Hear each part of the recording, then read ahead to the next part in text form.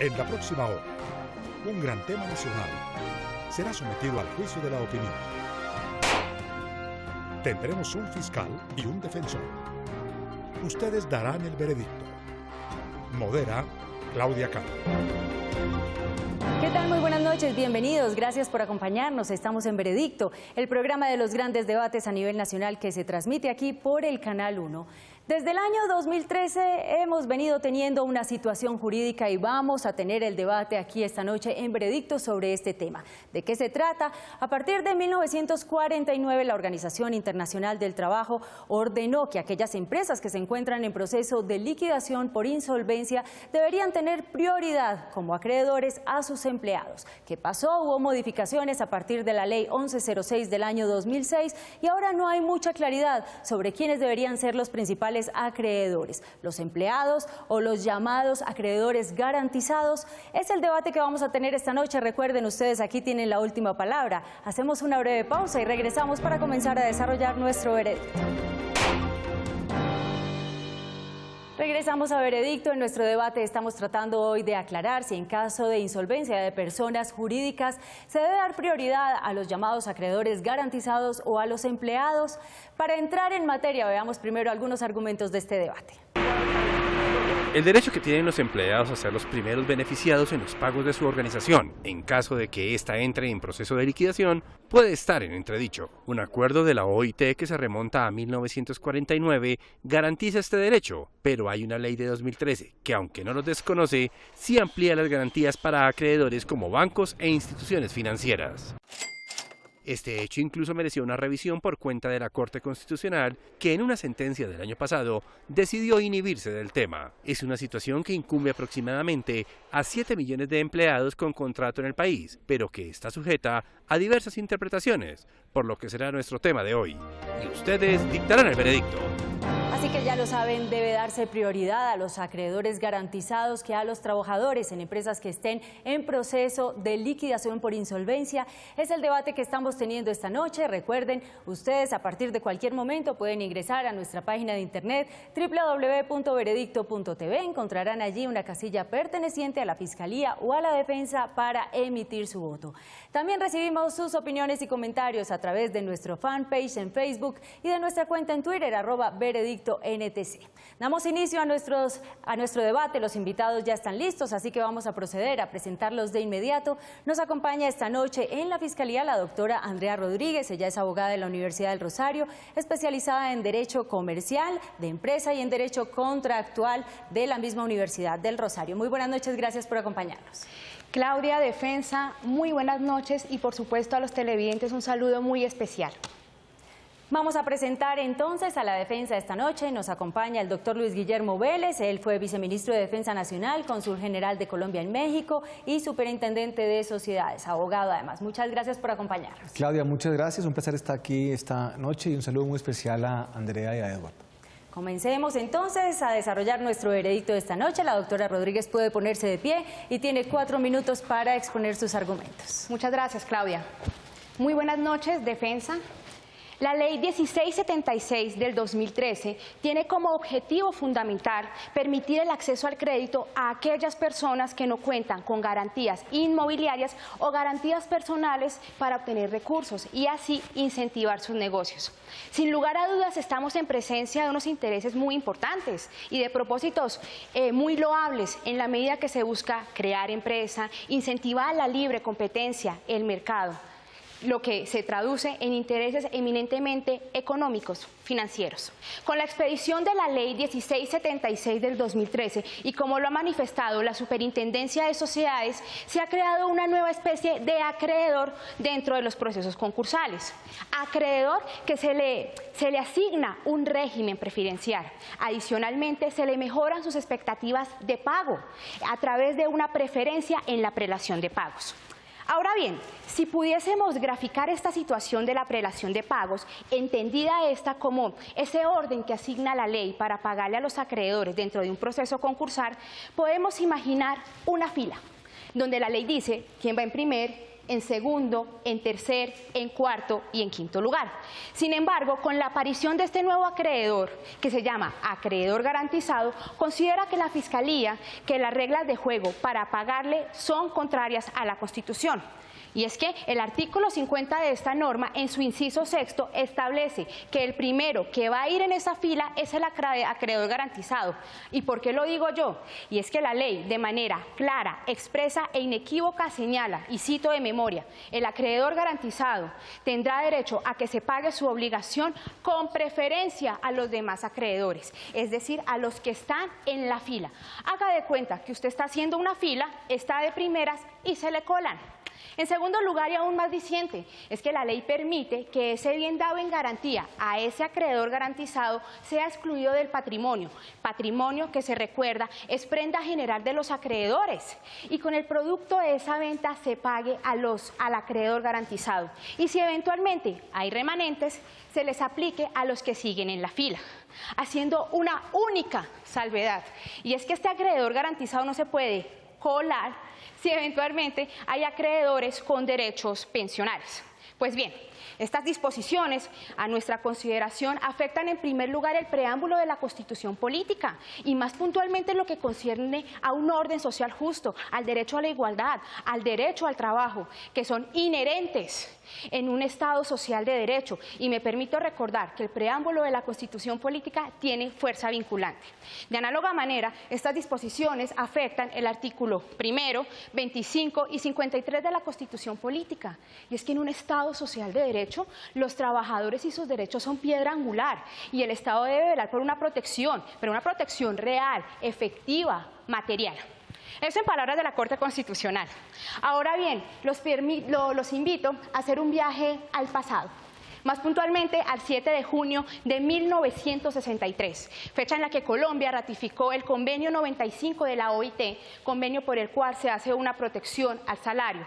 Y este convenio precisa en su artículo 11 que en caso de quiebra o de insolvencia del empleador, ojo, el acreedor laboral será considerado preferente. Me permito recordar que esta disposición es obligatoria para Colombia por vía de bloque de constitucionalidad. Así las cosas, vemos de un lado unas normas de carácter eminentemente económico, patrimonial, financiero, y de otro lado unas normas de carácter constitucional. Y demostraremos a lo largo del debate cómo estas resultan inconstitucionales. Perfecto. Muchas gracias. Tengo para usted, para que permanezca ahí de pie, la siguiente pregunta que la formula el señor Germán Jiménez, socio de la firma Jiménez Gómez Cabana Velázquez y abogados. El hecho de que la Corte Constitucional no se pronunció de fondo sobre la constitucionalidad del artículo 52 de la Ley 1676 de 2013, al realizar una interpretación prima facie de la norma, implicaría que el juez del concurso debería excluir de la masa de liquidación los bienes de provecho de los acreedores beneficiarios, incluso sobre los mismos bienes de crédito de naturaleza laboral. Lo primero que tenemos que mencionar en relación a la pregunta del doctor es que una sentencia lo que busca es resolver un problema jurídico. Y una sentencia, para efectos de una sentencia, se distinguen dos partes, una obiter dicta y una ratio decidendi. Pues bien, efectivamente, la Corte Constitucional en sentencia 447 del 2015, con ponencia del magistrado Mauricio González Cuervo, al decidir un fallo de inconstitucionalidad acerca más exactamente del último inciso del artículo 52 de la ley objeto de debate, decidió declararse inhibida. Es decir, no se pronunció de fondo acerca de la constitucionalidad o no de esta disposición, alegando para el efecto ineptitud sustancial de la demanda. Pero me permito también citar a la Corte Constitucional en sentencia 258 del 2008, curiosamente con ponencia del magistrado Mauricio González, que indica este fallo, que si bien es cierto, un fallo inhibitorio finaliza una etapa procesal, no resuelve el problema jurídico de fondo. Es decir, que en este momento la Corte Constitucional no se ha decidido acerca de la constitucionalidad o no de estas normas. Así las cosas, el único que es competente para declarar o no la constitucionalidad es el juez natural. ¿Y quién es el juez natural? La Corte Constitucional. Ahora bien, la Superintendencia de Sociedades, como lo ha establecido claramente la Ley 1676 de 2013, pues resulta ser el juez natural para la ejecución tanto de las garantías como de los procesos concursales. Y ya dependerá de cada caso puntual acerca las motivaciones que tenga, pero en la actualidad no hay un pronunciamiento del juez natural. Muchísimas gracias. La invito a tomar asiento. Muchas gracias. También vamos a llamar en este momento a su testigo, a pasar aquí al estrado para que complemente su posición. Se trata de Eduardo Torres, abogado de la Universidad Católica, especializado en Derecho Privado Económico de la Universidad Nacional y con una maestría en Derecho Económico Internacional de la Universidad Externado, profesor universitario y trabajó en el Grupo de Gestión Contractual de la Unidad para la Atención y Reparación de Víctimas. Señor Torres, muy buenas noches. Gracias por acompañarnos. Muy buenas noches a todos y gracias por invitarme a este debate tan interesante. Comencemos entonces con el interrogatorio. Gracias, Claudia. Doctor Eduardo, ¿usted conoce o ha tenido acercamientos a procesos concursales en Colombia? Sí, los procesos concursales han sufrido algunas modificaciones durante los últimos años y el acercamiento con ellos ha sido a nivel académico y a nivel práctico. Muy bien, doctor. En su consideración, ¿cuál es la situación más compleja a la que se enfrenta un liquidador o un promotor en este tipo de procesos? Bueno, los procesos de insolvencia o los procesos de reorganización empresarial realmente tienen un aspecto muy fuerte en el ámbito social, que es el relacionado con los trabajadores. Si bien es cierto, convergen muchos intereses económicos, incluso en algunos casos intereses políticos, aunque se trate de empresas privadas, realmente el tema sensible o el tema más delicado al que se enfrenta un promotor o un liquidador es el tema laboral. Doctor, agradezco sea un poco más puntual. ¿A qué se refiere con ese impacto? Bueno, el impacto social que sufre una empresa al momento de entrar en liquidación, más allá de la simple, digamos, manera de dejar de participar en el mercado, ¿cierto? Porque sale un actor del mercado que está protegido por una libre competencia donde el Estado no protege si le tiene que ir bien o le tiene que ir mal, si el Estado no protege si gana o pierde. Más allá de eso encontramos un tema que es el tema laboral. El impacto social que tienen los trabajadores en un proceso de insolvencia es bastante fuerte. Sufre un doble impacto, es una doble consecuencia la que tiene. La primera de ellas, dejar de ejercer la labor para la cual está capacitado, para la que se encuentra preparado, que hace parte de su desarrollo personal, de su desarrollo profesional y que obviamente genera los ingresos necesarios para el sostenimiento propio de su familia. Y por el otro lado está el dejar de recibir ese ingreso, el dejar de recibir esas prestaciones. Es decir, quedo sin cómo ejercer mi actividad y dejo mi familia y me quedo sin los recursos que me estaba generando mi actividad en esa compañía que se encuentra en este momento en estado de insolvencia. Doctor, ¿usted tiene conocimientos acerca de la Ley 1676 de 2013?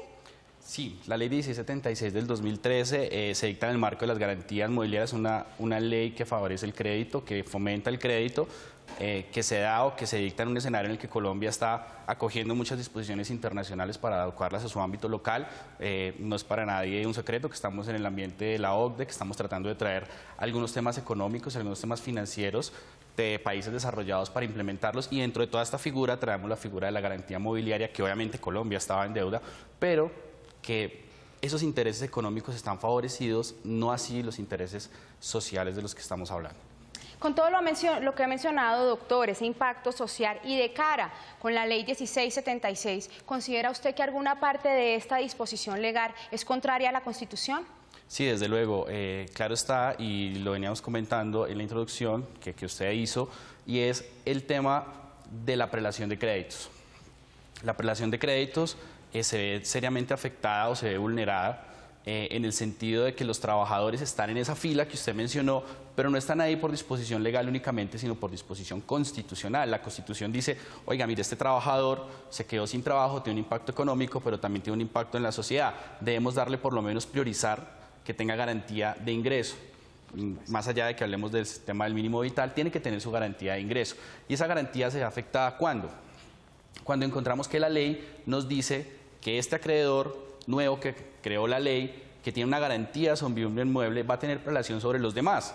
Efectivamente, el artículo 50 y el artículo 52 mencionan figuras donde si hay remanente, después de rematar el bien, o enajenar el bien, o realizar el bien, objeto de acreencia prendaria, o en este momento de garantía mobiliaria, los excedentes van a dar a ese acreedor, ¿cierto? Entonces, si esta silla cuesta 100 pesos y esos 100 pesos son suficientes para pagarle al acreedor prendario, y que es el dueño de la silla, y queda dinero, ese dinero se va a repartir entre las demás acreencias, es decir, primero el trabajador y además los otros.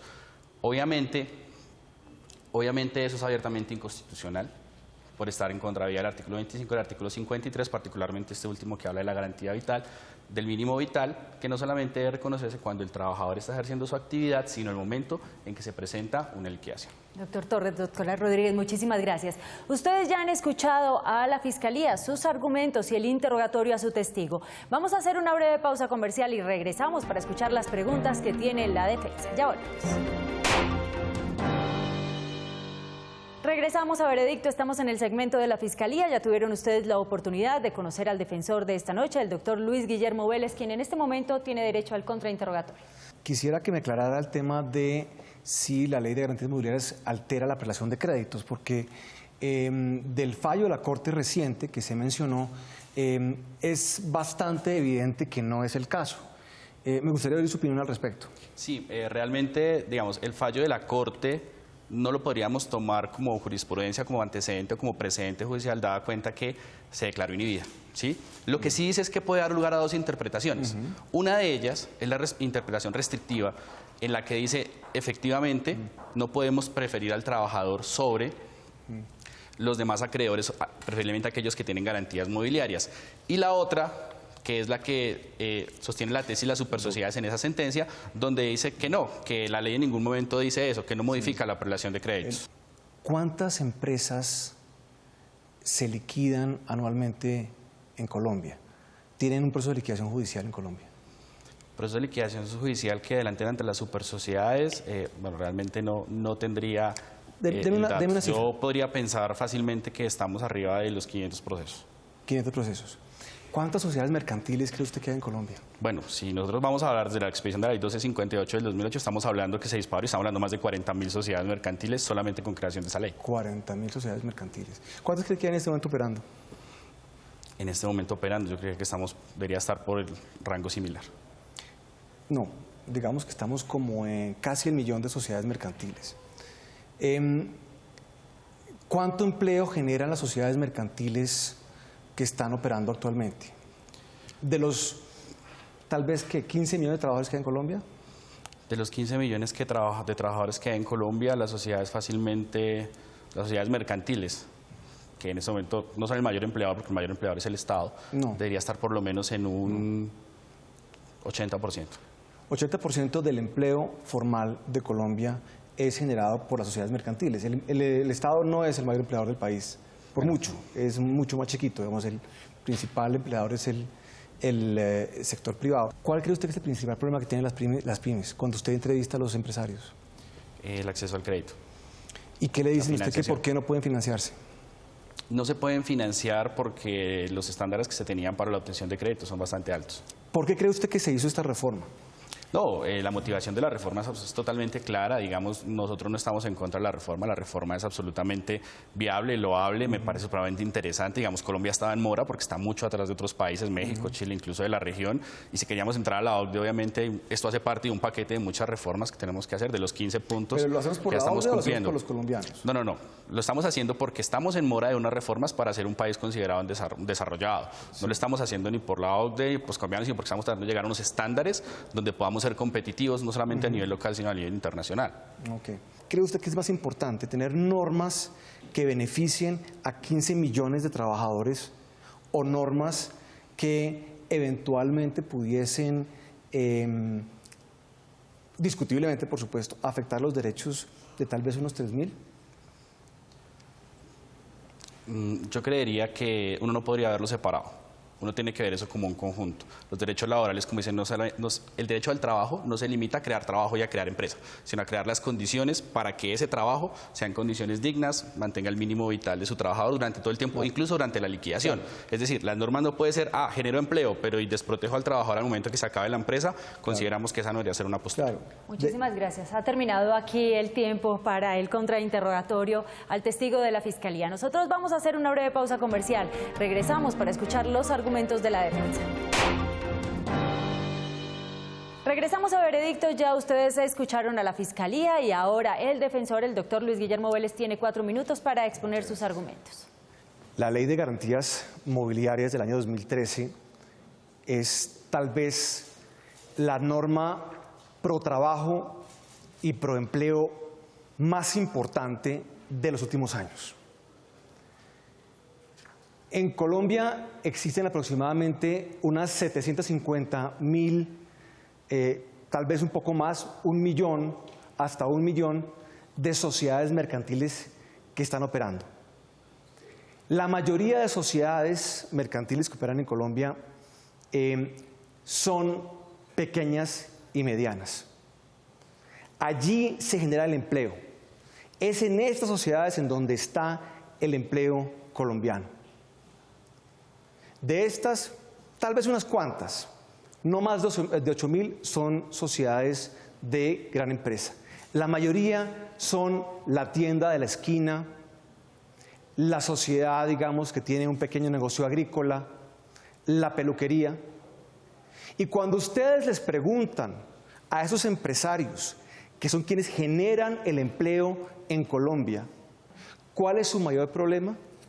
Invariablemente les dicen que el problema que tienen es un problema de acceso al crédito. No tienen crédito y cuando les dan crédito es costoso y es un crédito de corto plazo. Y además les piden garantías. Les dicen, por favor, si usted quiere un crédito, hipotéqueme su casa, hipotéqueme su finca, hipotéqueme su local comercial. La ley de garantías mobiliarias le permite ahora a ese empresario dar como garantía las cosas del negocio, los inventarios, las cuentas por cobrar, las marcas, por ejemplo, bienes que son bienes muebles. En Colombia eso no se podía hacer antes, porque teníamos un régimen legal del siglo XIX, un régimen legal anquilosado, anticuado, que evitaba que el empresario pudiera dar en garantía las cosas del negocio. Con esta ley se reforma completamente el régimen y se moderniza y se permite ahora dar en garantía, por ejemplo, bienes indeterminados, bienes futuros, bienes de toda clase y toda naturaleza.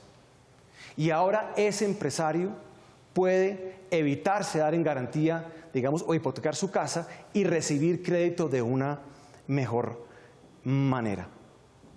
De ninguna manera esta ley altera normas internacionales. Es más, Colombia con esta reforma se ha puesto al nivel internacional. La modificación que se ha hecho, aquí ha sido citado, contenida en el artículo 50, 51 y 52 de la ley 1676 del año 2013, es el estándar internacional. Es el estándar que opera en países como los Estados Unidos, como Canadá, como todos los países europeos. No hay prácticamente ningún país desarrollado del mundo que no tenga un tratamiento de garantías en insolvencia, por ejemplo, que no sea el que trae esta ley. Por lo tanto, es absolutamente falso que viole cualquier convenio de la OIT, porque si no, lo estarían violando todos los países desarrollados del mundo, lo cual evidentemente no es el caso. Doctor Vélez, tal como ocurrió en el segmento de la Fiscalía, lo voy a invitar a que responda la siguiente pregunta que la formula la comunicadora Carolina Santanilla. La Superintendencia de Sociedades afirma que la Ley de Garantías Mobiliaria crea un nuevo tipo de acreedor para los procesos de quiebra. Pero, ¿cómo deben ubicar a ese acreedor en la prelación de créditos si no existen claras reglas en la misma ley? No crea un nuevo tipo de acreedor, eso no es cierto. Y la Ley de Garantías Mobiliarias, como ya lo ha dicho la Corte Constitucional, no altera la prelación de créditos. Le da un tratamiento particular al acreedor garantizado. Le permite pagarse con el bien. El acreedor no garantizado se paga en las insolvencias, usualmente con el flujo de caja o con la masa de los acreedores. Esa es la vocación de pago de ese acreedor no garantizado. Les digo, el flujo de caja y la masa, digamos, no garantizada, la masa del acreedor. Y además aquí hay un tema muy importante, es que típicamente en una liquidación en Colombia, de todo lo que se debe, más o menos el 5% corresponde al pasivo laboral. Es muy pequeño el pasivo laboral en Colombia, típicamente en los procedimientos de insolvencia. ¿Por qué? Porque el acreedor laboral se le paga casi siempre, digamos, sin ningún tipo de dilación. La mayoría del crédito que hay es un crédito que no es con los trabajadores. Entonces, por lo tanto, empíricamente hablando, lo que pasaría es que los trabajadores quedarían para ser pagados con esa masa de la liquidación y los acreedores garantizados tendrían la vocación de pago con los inmuebles que sirvieron de garantía. Doctor Vélez, puede tomar asiento. Muchas gracias. Vamos a invitar a su testigo a pasar aquí al estrado para que complemente su posición.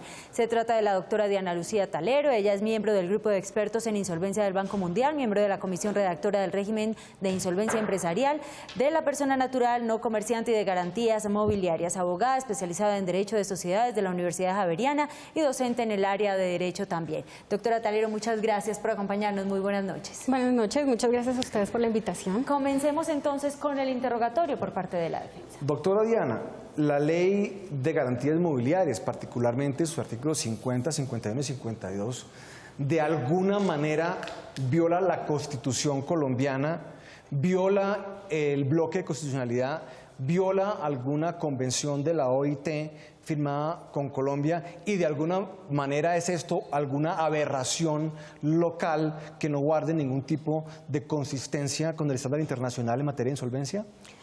Bueno, lo primero que habría que decir es que la prelación legal de créditos es una norma de origen legal, no es una norma de origen constitucional. Si bien alrededor de ciertas condiciones especiales de acreedores uno puede hablar de derechos sociales o derechos constitucionales, como es el caso de los pensionados, pues la determinación del orden de la prelación legal tiene y ha tenido siempre un origen legal. De hecho, las reglas están establecidas en el Código Civil y han venido cambiando con las vicisitudes políticas del Estado colombiano durante toda la historia del Código Civil. Es claro también que no hay una violación de tratados internacionales y como se planteó la modificación del tratamiento de garantías introducida en el artículo 50, 51 y 52, lo que hace es restablecer un poco para el acreedor garantizado un derecho que le había sido tal vez excluido en regímenes de insolvencia a partir de finales de los años 90 e inclusive con la reforma introducida en el año 89. No es tal vez muy precisa la apreciación que ha tenido la Fiscalía en lo que tiene que ver con el Tratado del 63. Si nos acordamos muy bien, en el 63 el régimen que regía en su momento para lo que hoy es la liquidación judicial era el régimen de quiebra que excluía completamente al acreedor garantizado del concurso. Lo que ha hecho el artículo 52, en particular para las liquidaciones judiciales, es introducir a los acreedores garantizados dentro de las mismas reglas para los demás acreedores. ¿Esto qué significa? Que los bienes se valoran y que las obligaciones pasan el test procesal como de cualquier otro acreedor. ¿Esto qué implica, digamos, a la hora de ejecutar la garantía o de excluir la garantía bajo el procedimiento que ha establecido la ley?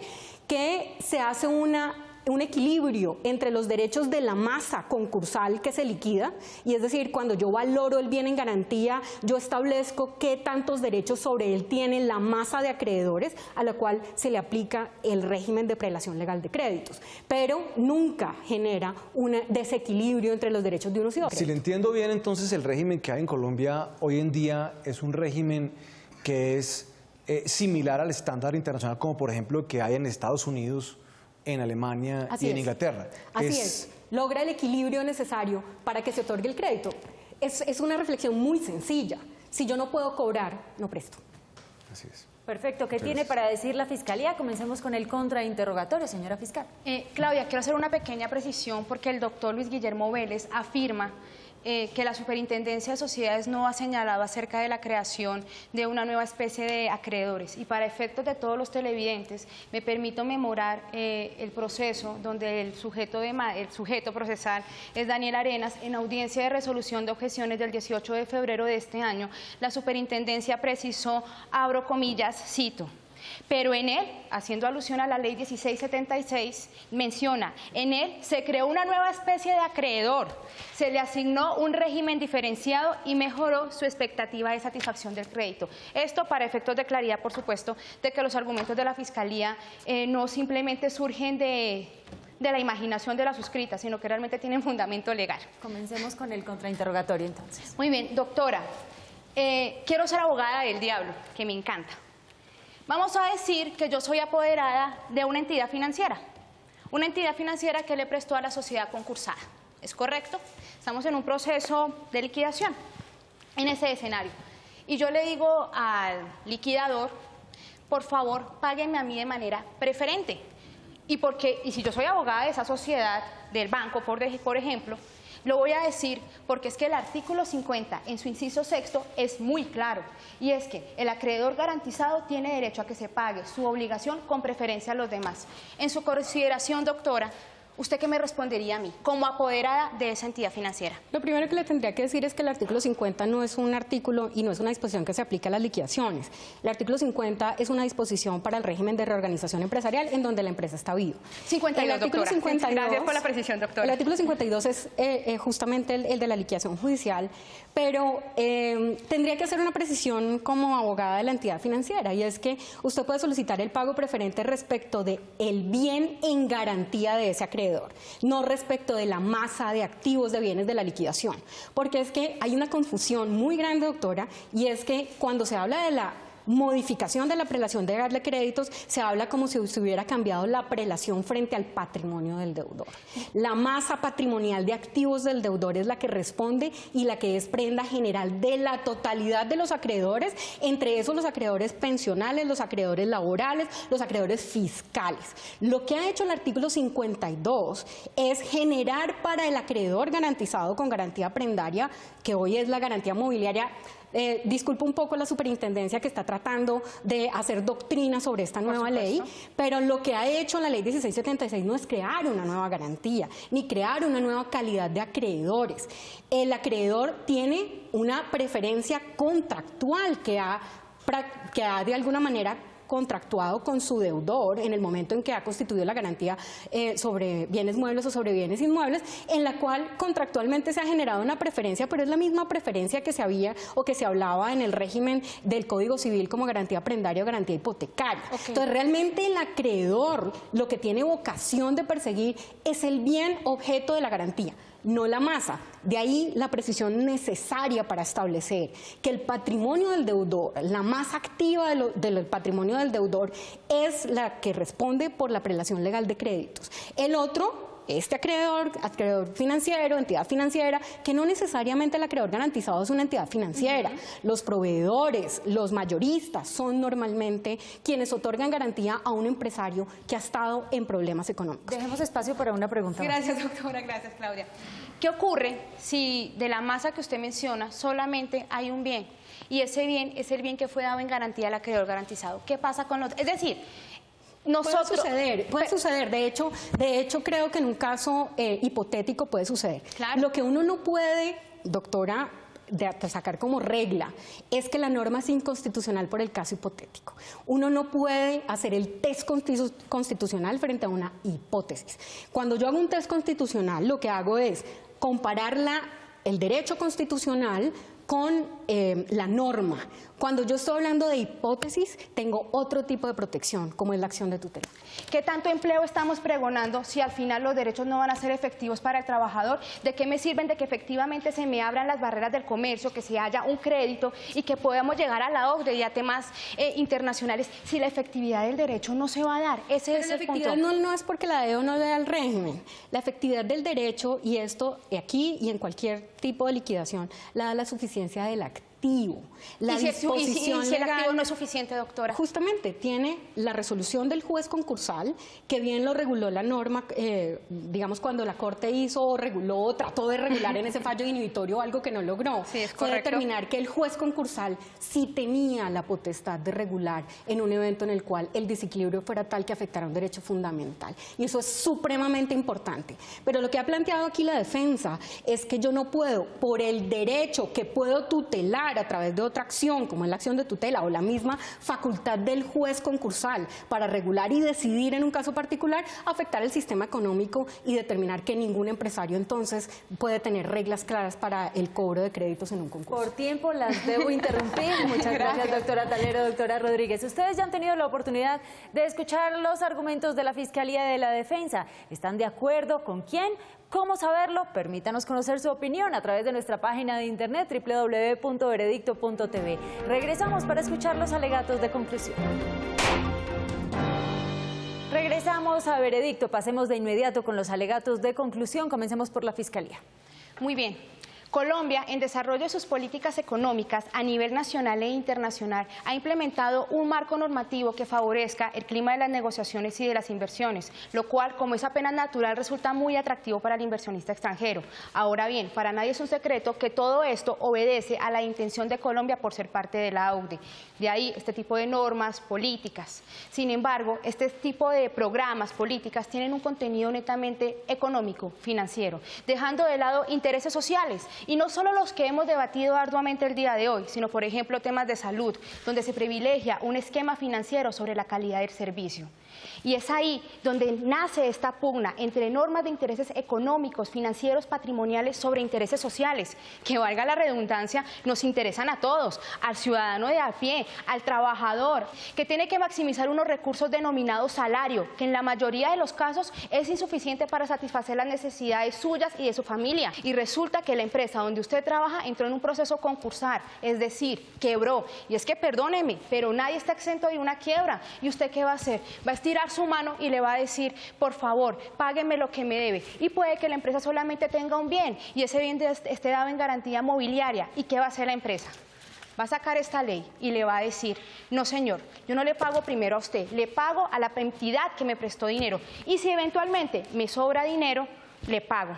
Así las cosas, estas disposiciones olvidan los derechos de los trabajadores, olvidan sus derechos y por encima de todo olvidan que usted tiene una especial protección dada nada más ni nada menos que por la norma de normas, la Constitución Política. Muchas gracias. Muchísimas gracias. Alegatos de conclusión para la defensa, doctor Vélez. Esta norma no tiene nada que ver con la OCDE, no tiene nada que ver con el Banco Mundial tampoco. Esta norma tiene que ver con los 15 millones de trabajadores colombianos que todos los días se levantan por la mañana y quieren tener un empleo seguro, que sea bien remunerado y que la empresa para la cual trabaja crezca cada día más. Y este tipo de normas lo que buscan es que las empresas puedan tener crédito, que sea de largo plazo, que sea económico y que sea fácilmente obtenible. En 40 años de vigencia del sistema anterior de garantías, se dieron 40.000 registros de garantías en todos 40 años. Actualmente, en el registro de garantías mobiliarias existen más de 2.100.000 registros. En buena medida se trata de crédito nuevo. Sí, hay algunos trabajadores que se verán involucrados en procesos liquidatorios. No serán más de 2.000 o 3.000 en todo el país. Es sin duda un número importante. Ellos tendrán y tienen salvaguardados sus derechos con la normatividad actual. Pero debemos pensar no solamente en quienes han perdido el trabajo, sino en quienes lo tienen y lo quieren mejorar, que son la mayoría de colombianos. Perfecto. Es en ellos y a ellos a quienes se deben dirigir ese tipo de normas. Doctor Vélez, muchas gracias. Ya las partes no hablarán más, quedan solo minutos para que usted pueda emitir su voto, como a través de nuestra página de internet www.veredicto.tv. Regresamos para conocer su veredicto. ¿Debe darse prioridad en pagos a los empleados o a los llamados acreedores garantizados en las empresas que están en proceso de insolvencia? Es el debate que hemos tenido esta noche y ustedes, nuestros televidentes, a través de nuestra página de internet han votado lo siguiente. Gana la Fiscalía, doctora Andrea Rodríguez, con un 58%. La defensa, doctor Luis Guillermo Vélez, obtuvo un 42%. Doctora Andrea Rodríguez, usted ha asumido esta noche el papel de la Fiscalía. Nuestros televidentes le han dado la razón. ¿Cómo recibe el veredicto? Muchas gracias, Claudia, pero sin duda el gran ganador el día de hoy ha sido el debate, ha sido el conocimiento de los colombianos, porque estamos siendo y haciendo país, y en ningún evento los derechos de los trabajadores pueden verse desmejorados. Finalmente, no olviden, es bueno conocer nuestros derechos, pero mejor aún es ejercerlos. Muchas gracias. Un muy interesante debate esta noche. A ustedes, a los representantes, muchas gracias. A los testigos, de igual manera, por habernos acompañado aquí esta noche en Veredicto. A ustedes, nuestros televidentes, recuerden la próxima cita, lunes 10 y 15 de la noche, cuando tendremos para ustedes otro tema de actualidad y que finalmente nos den su veredicto. Buenas noches.